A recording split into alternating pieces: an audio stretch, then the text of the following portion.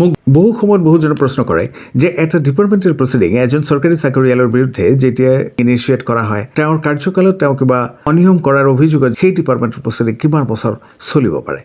এই বিষয়ে সুপ্ৰিম কোৰ্টে এই 2023 চনৰ ডিচেম্বৰৰ 9 তাৰিখে এটা অত্যন্ত সুন্দৰ জাজমেণ্ট দিছে। আজি সেই জাজমেণ্টৰ বিষয়ে আলোচনা কৰিম যে মূলতঃ এটা ডিপাৰ্টমেণ্টেল প্ৰচিডিং কিমান বছৰ চলিব পাৰে বা কিমান বছৰ চলা উচিত, অনিৰ্দিষ্ট কাললৈ চলিব পাৰে নে নাই। আপোনালোকে ভিডিঅ'টো আৰম্ভণিৰ পৰা শেষলৈকে চাব আৰু চাই পেলাই যদি ভাল লাগে তেন্তে আজিও এটা লাইক দি পেলাই আমাক উদগনি জনাব আৰু ভিডিঅ'টো শ্বেয়াৰ কৰিব, কাৰণ আনেও এই ধৰণৰ ভিডিঅ'সমূহ পোৱা উচিত।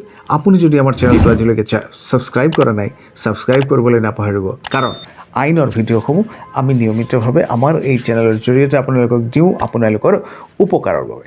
বলক ভিডিঅ'ৰ মূল বিষয়বস্তুলৈ আগবাঢ়ি যাওঁ। মই বিশেষকৰ এডভোকেট গুৱাহাটী হাইকোৰ্ট আৰু আপোনালোকে চাই আছে ল গুৰু আছাম, অসমৰ একমাত্ৰ বিনামূলীয়া ডিজিটেল লিগেল এডভাইজাৰ।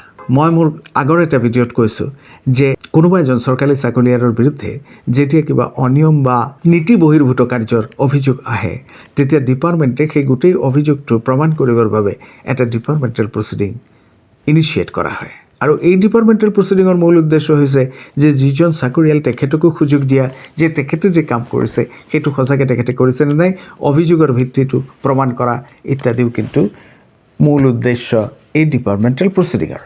কিন্তু আমি লক্ষ্য কৰিছোঁ বহু সময়ত দেখা যায় যে ডিপাৰ্টমেণ্টেল প্ৰচিডিং বছৰৰ পিছত বছৰ চলে, 10 বছৰ 15 বছৰ চলাও আমি লক্ষ্য কৰিছোঁ।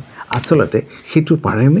বা এই ক্ষেত্ৰত যিজন চাকৰিয়ালৰ বিৰুদ্ধে এই ধৰণৰ ডিপাৰ্টমেণ্টেল প্ৰচিডিং বছৰৰ পিছত বছৰ চলি থাকে সেইটোৱে তেখেতৰ যি ফাণ্ডামেণ্টেল ৰাইট বা মৌলিক অধিকাৰ এজন চৰকাৰী চাকৰিয়ালৰ থাকে সেইটো খৰ্ব কৰে নেকি? সুপ্ৰিম কোৰ্টে যোৱা 9 ডিচেম্বৰত শত্ৰুঘ্ন কাৰী ভাৰ্চেছ ষ্টেট অফ ছত্তীশগড়ৰ এটা কেছত বৰ স্পেচিফিকেলি কৈছে যে আচলতে ডিপাৰ্টমেণ্টেল প্ৰচিডিং যি বছৰৰ পিছত বছৰ চলি থাকে সেইটো সঁচাকৈ অত্যন্ত দুখজনক আৰু সেইটো চলিব নোৱাৰে।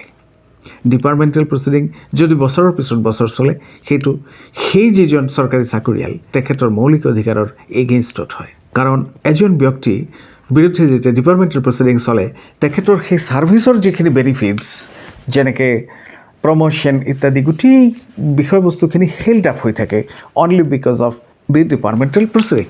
গতিকে ডিপাৰ্টমেণ্টেল প্ৰচিডিং এটা যদি বছৰৰ পিছত বছৰ চলে সেইটো একচেপ্টেবল নহয়, সেইটো গ্ৰহণযোগ্য নহয়। আৰু সেই কথাই দোহাৰি পেলাই সুপ্ৰিম কোৰ্টে কৈছে যে ডিপাৰ্টমেণ্টেল প্ৰচিডিংসমূহ যিমান সোনকালে পৰা যায় শেষ কৰিব লাগে, অন্যথা সেই ডিপাৰ্টমেণ্টেল প্ৰচিডিঙৰ যিটো উদ্দেশ্য সেইটো ডিফিট হয় আৰু যিজন ব্যক্তিৰ এগেইনষ্টে সেই ডিপাৰ্টমেণ্টেল প্ৰচিডিং চলে তেখেতৰো মৌলিক অধিকাৰ খৰ্ব হয়। গতিকে আপোনালোকৰো যদি কেতিয়াবা এনেধৰণৰ ডিপাৰ্টমেণ্টেল প্ৰচিডিং বছৰৰ পিছত বছৰ চলি থাকে, পৰি থাকে, কোনো কাৰণ নহয়, তাৰিখৰ পিছত তাৰিখ হয়, বহু সময়ত অফিচাৰ নাথাকে, যিজন এনকুৱাৰী অফিচাৰ দিয়ে, যিজন অফিচাৰে গোটেই প্ৰচিডিংটো চলায় তেওঁৰ কিবা ব্যক্তিগত সমস্যা হয়, তেওঁ ট্ৰান্সফাৰ হয়, আন এজন আহে, তেওঁ চাৰ্জ লয়, তাৰপিছত আকৌ ট্ৰান্সফাৰ হয়, এনেকুৱা বহু ধৰণৰ আমি সমস্যা দেখা পাইছোঁ। আনকি মোৰ নিজৰ চেম্বাৰতো এটা ডিপাৰ্টমেণ্টেল প্ৰচিডিং আছে, সেই ব্যক্তিজন যিজনৰ ব্যক্তিৰ এগেইনষ্টে সেই ডিপাৰ্টমেণ্টেল প্ৰচিডিং ইনিচিয়েট কৰা হৈছিল সেই ব্যক্তিজন তেখেতৰ চাকৰিকালত সেই ডিপাৰ্টমেণ্টেল প্ৰচিডিং আৰু শেষ নহ'ল, তেওঁ ৰিটায়াৰ্ড কৰি গ'ল, তাৰপিছতো কিন্তু ডিপাৰ্টমেণ্টেল প্ৰচিডিং পেণ্ডিং আছে। গতিকে এইটো অত্যন্ত দুখজনক কথা। আৰু এই ক্ষেত্ৰতে সুপ্ৰিম কোৰ্টে কৈছে যে ডিপাৰ্টমেণ্টেল প্ৰচিডিং যিমান সোনকালে পৰা যায় সিমান সোনকালে শেষ কৰাটোৱেই হৈছে ডিপাৰ্টমেণ্টৰ দায়িত্ব। গতিকে এই 2023 চনৰ 9 ডিচেম্বৰৰ যিটো জাজমেণ্ট এইটো আপোনালোকে মনত ৰাখিব। আপোনালোকৰো যদি এনেকুৱা কোনো সমস্যা হয় যে ডিপাৰ্টমেণ্টেল প্ৰচিডিং বছৰৰ পিছত বছৰ চলি আছে তেন্তে সেইটোৰ বিৰুদ্ধে কিন্তু আপোনালোকে হাইকোৰ্টৰ আৰ্টিকল 226ত ৰিট পিটিশ্যন কৰি ডাইৰেকশ্যন ল'ব পাৰে সুপ্ৰিম কোৰ্টৰ এই জাজমেণ্টটোক ৰিলাই কৰি পেলাই। আশা কৰোঁ ভিডিঅ'টো আপোনালোকৰ উপকাৰত আহিব। আগন্তুক ভিডিঅ'ত আকৌ লগ পাম। ভালে থাকক, কুশলে থাকক। নমস্কাৰ।